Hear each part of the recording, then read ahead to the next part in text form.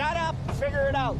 I'm not worried about that. Tempers flare as Chris's crew attempt to break their lifting caboose free from the ice. Come on, you guys. Just try it. Unhook it. And hook this to that. Has that got a loop on both ends? It doesn't. Oh, it does. This rope is icier before you when you have your coffee in the morning. This is so unnecessary. Can't move the caboose. I guess it's froze down a bit there. And I don't want to spin the tracks on blue because if I do, it's just going to drop. And then I don't have a stuck caboose. I got a stuck caboose and a stuck bombardier. So instead of playing around, we're just going to hook them both up and pull. Just tighten it up and we'll see what it looks like. Lose the attitude. And if it gets tight, don't look at the rope. Look away. Just turn the side of your face you don't mind missing. Yeah, I have eyes.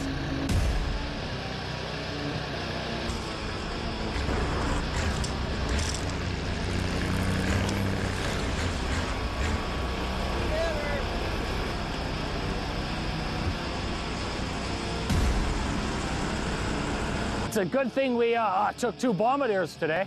It's funny because we had a discussion this morning on the way here whether or not we should take 2 bombardiers, and he didn't want to, and me and Devin were like, no, we're gonna take 2.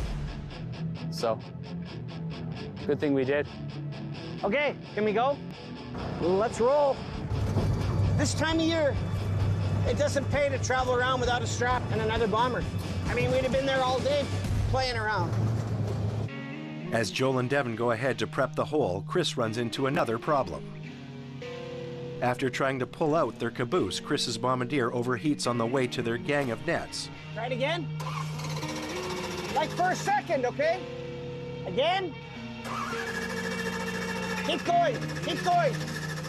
Okay, hold it. Turn it again. Same thing it did to me this morning. Kick it down. There's a relay. I don't know if it's the relay.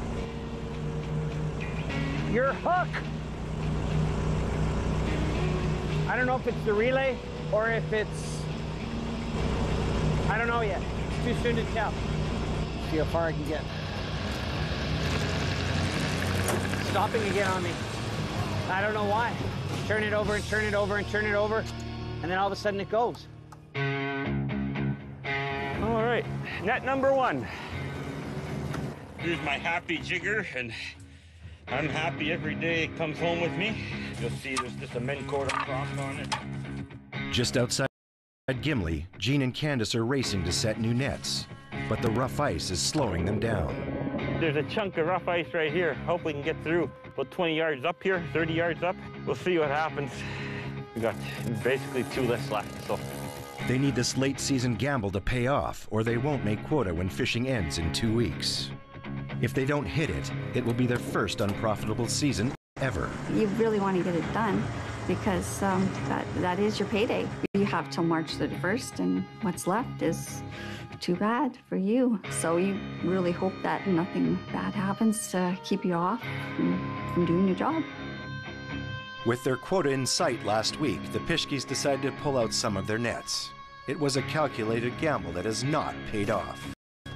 I pulled them because I thought I was going to have enough fish, and I pulled them way too early. The fish just dropped off, died off, so I got to set them back again. But that's fishing. We're gonna ramp it up a little bit and get 9 more in today and see what happens. I'd like to be off the ice by, 25th anyway. So got to try to speed things up and get the poundage we need.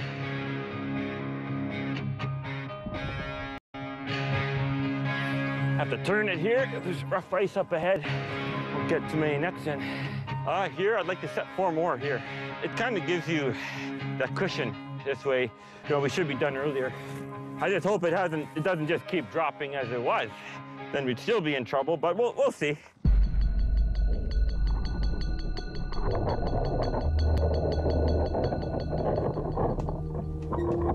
Hey, can you see the line? What's going down? The jigger is stuck underneath the ice. Yeah, it's like this. If they can't retrieve their jigger and set more nets, their season could be over far too early.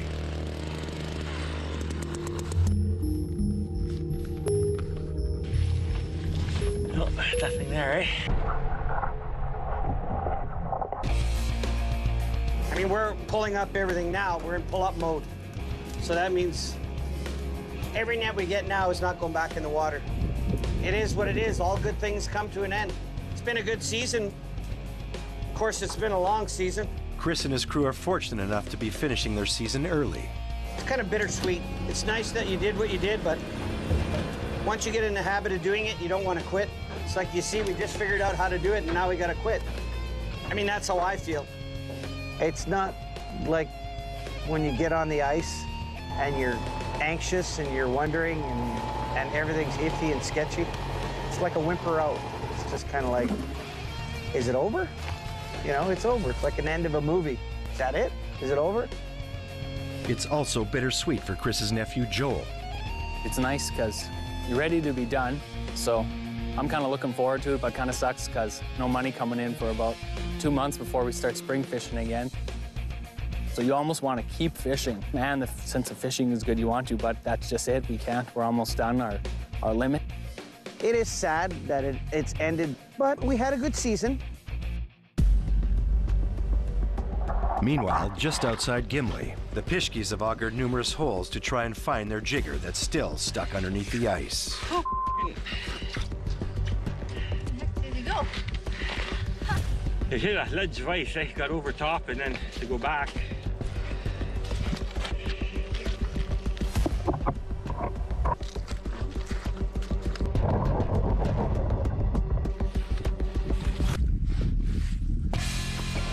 The Pishkis finally free their jigger.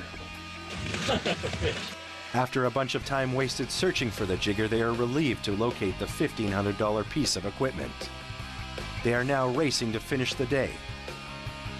Jean and Candace are motivated to make quota before the weather gets too warm or the markets close. I'm afraid of snow. I don't want to be out here bogging through 2 feet of wet snow with the bombardier. It just makes everything tough going. It's really mucky and just hard to get around, so you'd like to get off before it starts breaking away from the shores. And we'd like to try to get finished early, get a jump on the end so that we can ease out of it. That's March. Anything can happen, eh?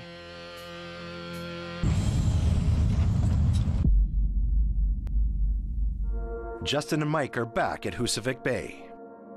It's f***ing cold out there. I know, my hands are frozen. The boys of Husavik Fish are squeezing in some night fishing, hoping to make ground on the remaining quota. Now that the markets are closing early due to COVID-19, the pressure is on. Yeah, we're gonna head out about a mile and a half, 2 miles out. I hope there is some goldeye in them. I don't know, it hasn't been too positive lately out here.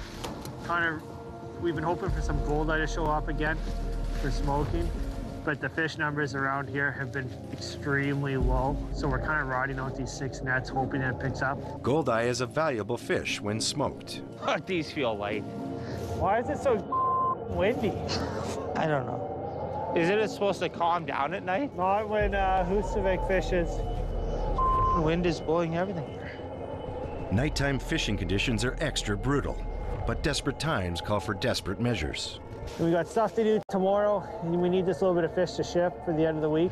Hopefully tonight, if we can get 6 nets, if we got even 3 tubs out of the 6 nets, I'd be happy with that. Because we haven't been getting much, maybe 1 tub out of 6.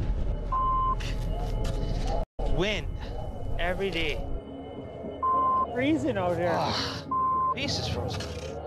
With the weather outside getting worse, Justin and Mike lift the first of their 6 nets. How is it this empty, though? Oh, it's goldeye. This is a goldeye. We'd like to get a couple hundred of these. I just can't believe, like, there's no tule, nothing in this. I think that's weird. I know, yeah, it's just so clean of all fish. The guys need to catch at least half a tub of fish per net to cover their expenses. Right now, they are losing money by the minute. Jeez, Mike, you said fish here. This blows, man. Okay? A stormy night off the shores of Husavik Bay. This is ridiculous. What is this?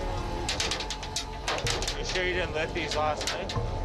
That's it? That's it. Mike and Justin are working through the night to get enough fish to ship by week's end, but they are coming up short. Like this is like a fish at A. I'd be better off with the rod. Just don't get it. How? This net's like brand new. Typical story of Husavik this winter. You fish, then nothing. This is even worse than the last one. And I had to phone Chris K to teach us how to catch fish. Eh? Yeah, he'd say don't fish in Husavik. With fishing a bust, the boys have another issue to deal with. A good old Lake Winnipeg blizzard. It is getting worse out there. Is it one of those lake storms? I haven't heard it howl like this in here for a while. But I never expected it to be this bad tonight. Like this is clearly blowing up since we got out here. That was never this bad even when we were on shore. I don't know where on the weather it says a full blizzard, but this is a blizzard. Will you drive up? I'm gonna watch this go here and then I'll meet up with you. Their gang of nets is over a mile away. With blowing snow, even their headlights will make this a difficult and dangerous journey to find a marker on the ice. You can't find the other net.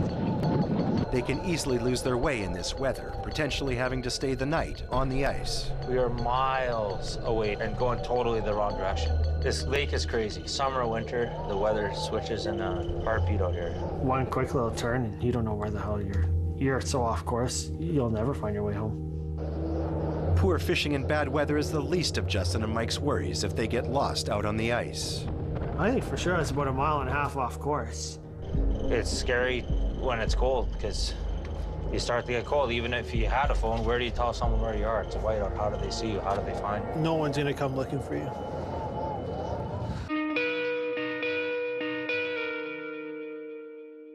Where do you tell someone where you are? It's a whiteout. How do they see you? How do they find you? No one's gonna come looking for you. Justin and Mike are trying to find their next gang of nets. If they get lost on the ice, they may not be able to even find their way home. And in whiteout conditions, it would almost be impossible for anyone to find them. A whiteout occurs when snow mixes with dangerously high winds, creating a fog-like appearance. Toss in a wide-open lake in a blanket of darkness, it's a nightmare to find someone out on the lake, or for someone to find their way home. Still, you got to be prepared, and you got to stick to your same trail and let someone know where you're fishing. So something happens, so you at least have a half-assed clue of where to find you. Guys have been fishing their whole lives and got stuck out here, so never say never. The Husavik boys find their next gang of nets, but their night is not over yet. What's your plan to kind of crank it? I know we don't normally fish at night.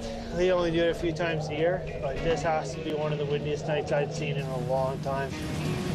I didn't know where the hell I was going. It's probably the windiest night that I've ever fished, ever on the lake. Thank God we marked that other gang. I don't know if we'd find it. You wouldn't. Well, at least we know we're going in the right direction now. Plagued with poor fishing and brutal weather, Mike offers up some unexpected inspiration. This is the last resort. When we don't get fish, Mike thinks dressing up like a horse brings them in. Hey, that worked. Keep doing that. There you go. Even a horse can fish fish. The horse is doing better. Bring good luck. Hey! A beluga. Boy. Woo! Just lost her. We'll put her down the hole. Yeah, that's just another example of trying to break up the day and try to forget about the fishing for 5 minutes and keep on going. And like that, the horse is back. Gone. Did I make you a tub? I couldn't see. No. Despite the temporary diversion, Mike and Justin are once again disappointed with the results. Leaving with less than 2 tubs, it was a waste of time. Now, they need to find the shoreline to make it home to a warm bed. Even actually a little worse than I expected. It wasn't even 2 tubs out of 6. And they're pretty old nets. We'll just fish our heckler nets for another week or so and then call it quits. But the next day we get this calm, these are out. If I knew how it worked, I'd be a millionaire. I wouldn't be going until the end of the season trying to catch what I need. Learning curve. I